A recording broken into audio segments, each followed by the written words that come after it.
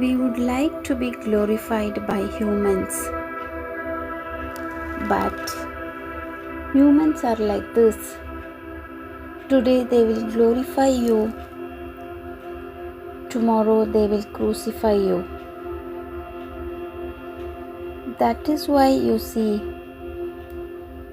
whenever somebody flatters you, just listen, put it out, never hold it strong, because the same person who is flattering you today, the same person will blame you tomorrow.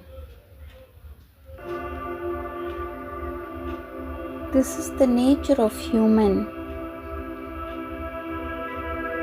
So, never take the flattering of human to be sincere and truth.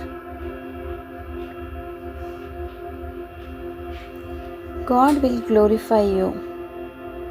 You don't need any glorification from humans anymore.